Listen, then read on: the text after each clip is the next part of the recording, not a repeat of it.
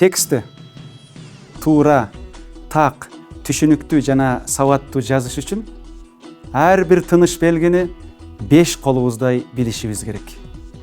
Тырмакча.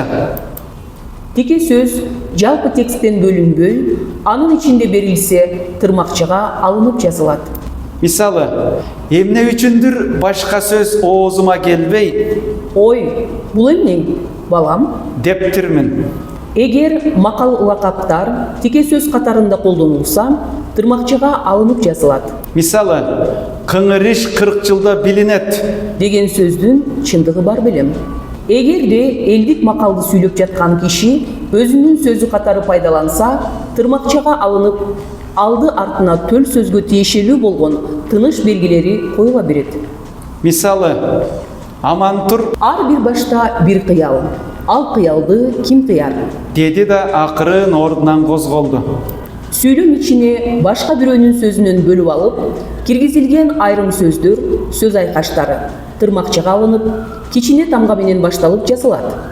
Бирок алды артынан төл сөзгө тиешелүү тыныш белгилери Үтүрлүү сызыкча кош чекит. коюлбайт. Мисалы, ошондогу жаштар кээ бирде азырда мени Бригадир апа дешет. Мен жаанга калыптыр. дегенди угуп чыдай албадым. Чыгарманын ичинде келтирилген бирөөнүн каты тырмакчага алынып жазылат.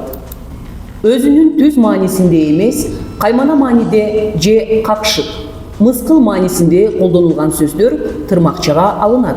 Мисалы, бүтүмгө келишкен Жакшыларды, Саадат бээ союп коноктоду. ишканалардын, Гезит журналдардын чыгармалардын аттары, тырмакчага алынып жазылат. мисалы, Ала ТВ телеканалы, Алга командасы. Кыямат романы жана башка. Бүгүн мага демейдегидей үн коштогонго кесиптешим Назгүл Мурзахматова жардам берди.